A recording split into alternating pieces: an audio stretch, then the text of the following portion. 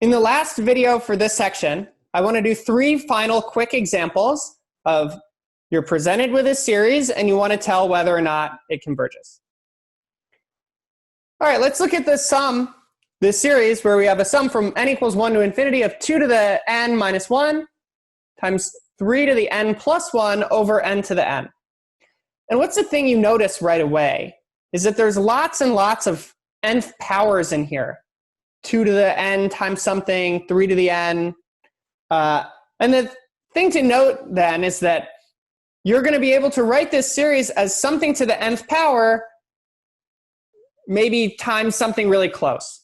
So this suggests that we might want to try the root test. But in order to do that, what we want to do is actually get this 2 to the n minus 1 and this 3 to the n plus 1 into a form where it's something to the nth power. So the middle step is a little bit of algebra. I mean, what is 2 to the n minus 1? It's 2 to the minus 1, or 1/2, times 2 to the n.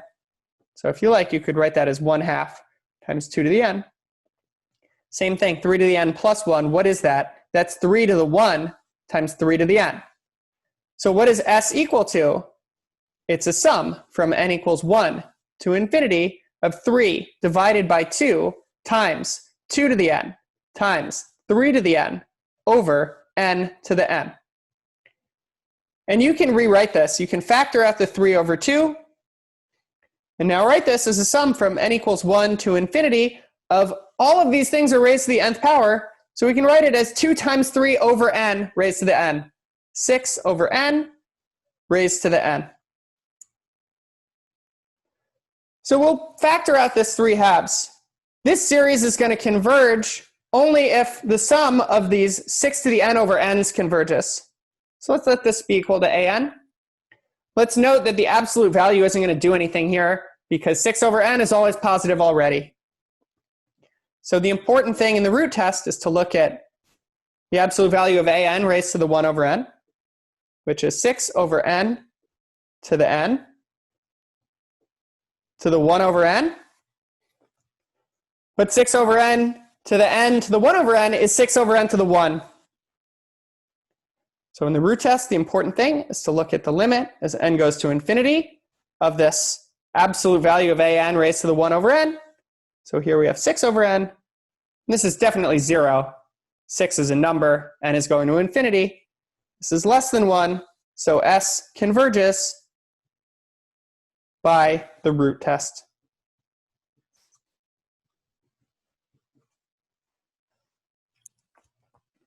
All right, I'm going to pause and erase, and we'll do our next example.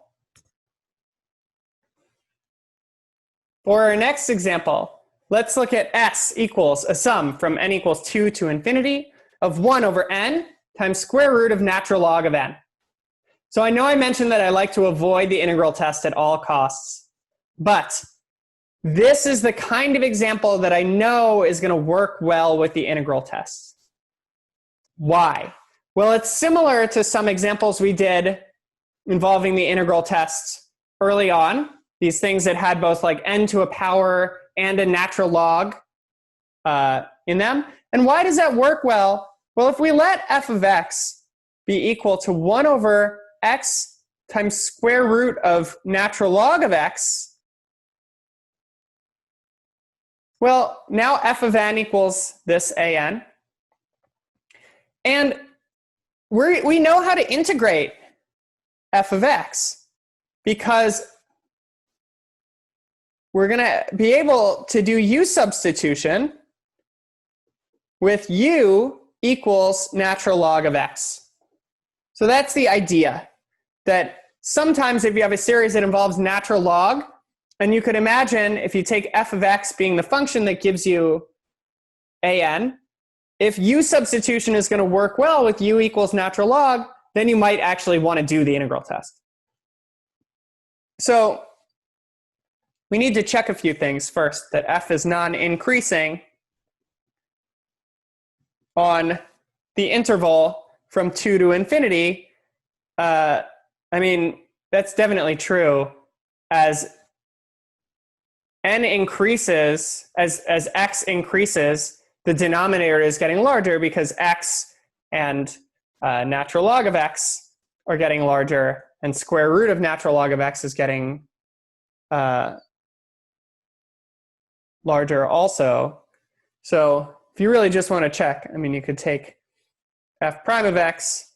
Well, we have x to the minus 1 times, so let me first rewrite f of x equals x to the minus 1 times natural log of x to the minus 1/2.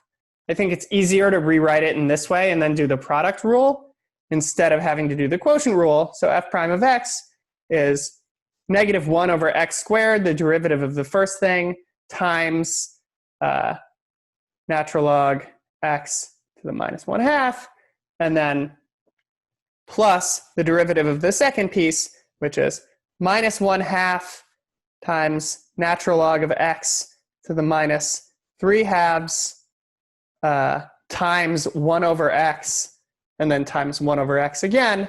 And this is going to factor nicely. We get a 1 over x squared, and then we have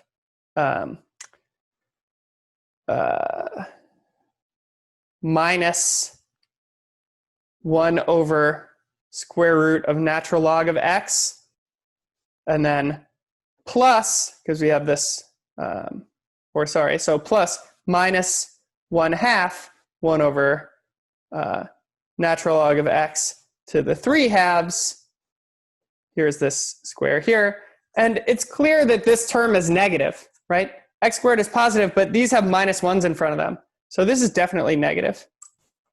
So there's a more informal way to see that f is non-increasing, right? But you can also actually do the first derivative test and see that x is non-increasing.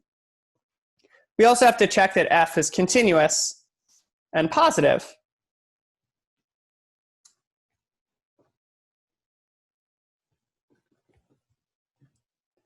And now we can apply the integral test. So we just have to be able to do this integral limit as t goes to infinity of the integral from 1 to t of 1 over x square root of natural log of x dx. We do u substitution with u equals natural log of x. So du equals 1 over x dx. And this integral is now equal to a limit as t goes to infinity.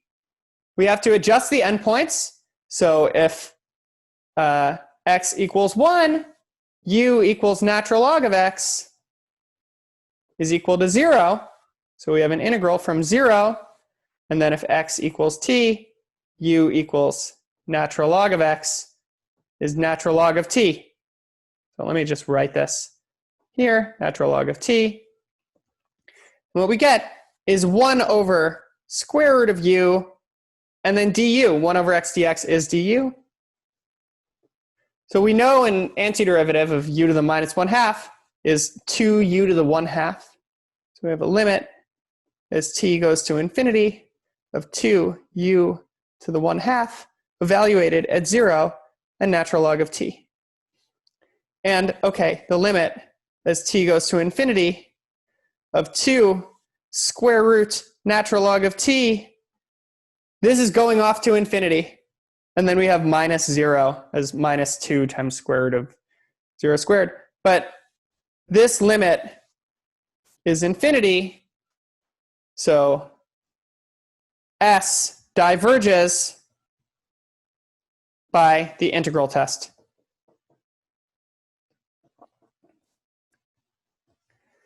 Okay. So the integral test is often a lot of work. Checking that f is non-increasing, if you want to do it really carefully, where you do the first derivative test, things can get kind of ugly. But you can also just more informally note that when x is getting bigger, every term in the denominator is getting bigger, so f of x is getting smaller. So you actually can skip this, I think, and it would be okay. But you have to do an improper integral. So you have to do an integral that requires like an easy, relatively easy u substitution, but you still have to do it. So the integral test here works. This is a type of example with the natural log of n. where it's not uncommon to see the integral test. But in general, like, you should try to avoid doing it when you can. So I'll pause and erase, and we'll do our last example. For our last example, let's let S be equal to sum from n equals 1 to infinity of n over n squared minus cosine squared n. So what's tricky here? Cosine squared n is going to fluctuate back and forth. Like, cosine flips back and forth between -1 and 1. So cosine squared is always going to be greater than or equal to 0, but at most 1. So the problem is it's going to like move around in a crazy way between 0 and 1. But we always know how big it is, right? So the idea is we can get a handle on how big cosine is. So this kind of suggests that we might be able to use the comparison test. This is a test that we said it works really well when you have a sine or a cosine. So we know -1 less than or equal to cosine of n less than or equal to 1, which means 0 less than or equal to cosine squared n less than or equal to 1, which means n squared minus cosine squared n.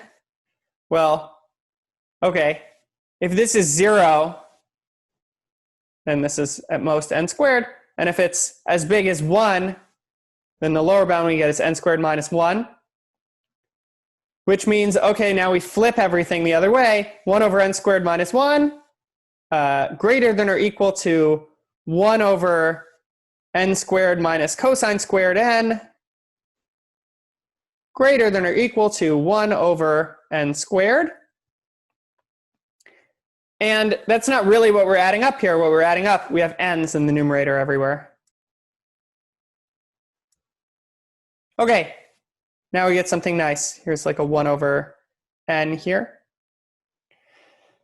And now we have the situation of the comparison test, where we have some sequences. We have the smaller sequence, the an sequence, and the bigger sequence, the bn sequence.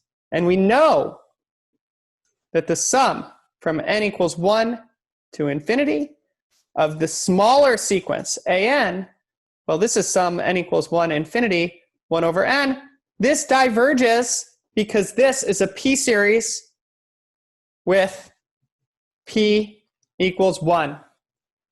And the comparison test says when the smaller series diverges, the bigger series also diverges. So we see that the sum of the bigger numbers, n equals 1 to infinity, bn, which is the series we care about, n over n squared minus cosine squared n, diverges by the comparison test.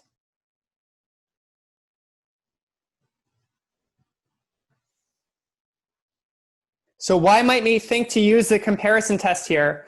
A test that I said I like to avoid when possible. I'd rather do the limit comparison test.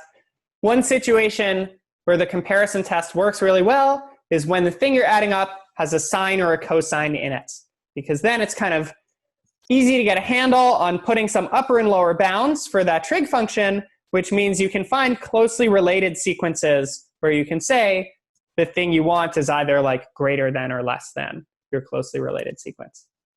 So I hope that this series of videos has given you some idea of the kinds of things you might see on an exam and how to think about, like, here is this series, which test should I try?